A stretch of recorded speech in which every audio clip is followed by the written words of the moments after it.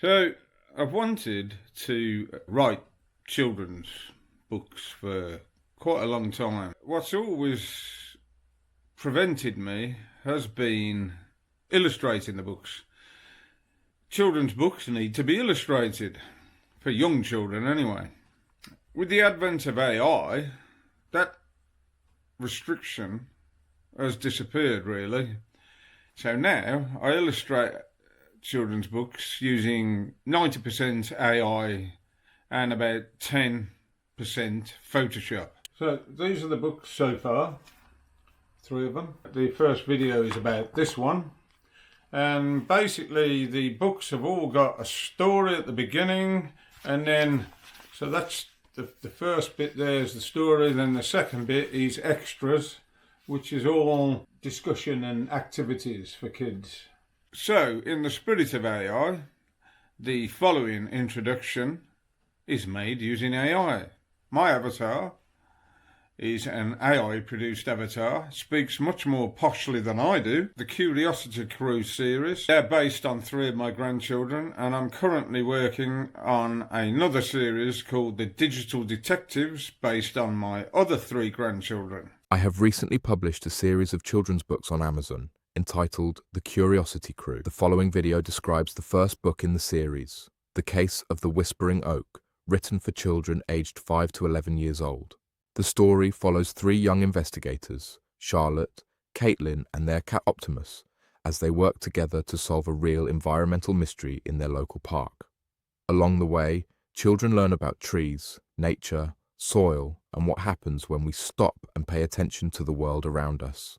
Each book in the series includes an extensive extra section after the story, packed with fascinating facts, activities, and discussion questions designed to inspire curiosity and spark conversation, whether at home or in the classroom.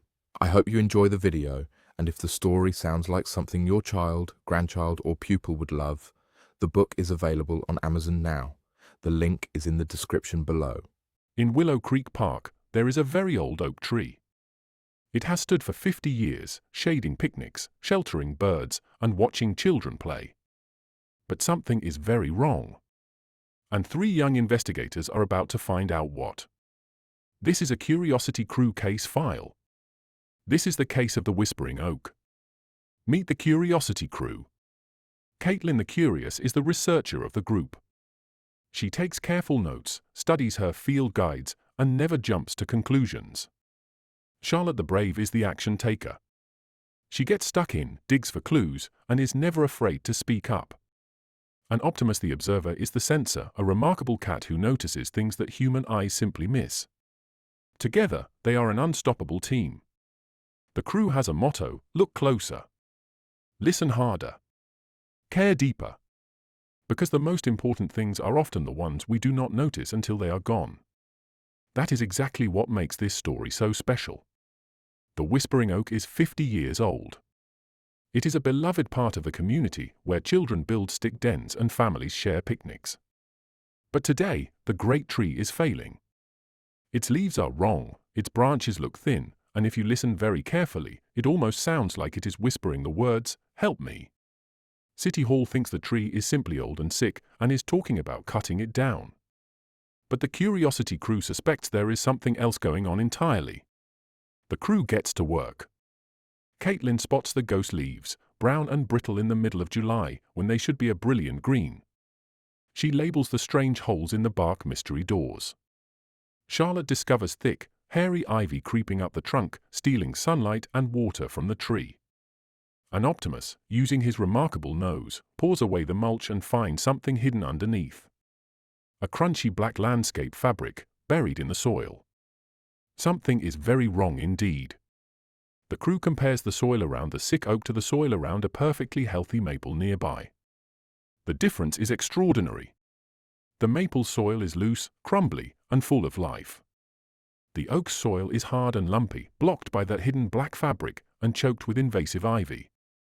The crew stamp their findings officially. Environmental discrepancy detected. Now the crew understands the full picture. The landscape fabric is acting like a tight plastic bag, blocking oxygen and pushing away rainwater, so the roots are slowly starving. The English ivy is stealing whatever sunlight and water the tree can still reach. And those mysterious insect holes? They are not the cause. They are just a symptom, like a cough when you have a cold, a sign that the tree is too weak to defend itself. The tree is not dying of old age. It is suffocating.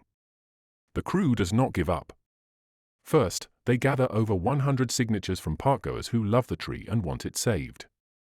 Then Charlotte stands up at the city council and presents the scientific evidence, proving that the tree is not old and finished, it is simply stuck. The council listens. City workers arrive, roll up the suffocating fabric, clear away the ivy, and give the oak the natural medicine it needs to recover.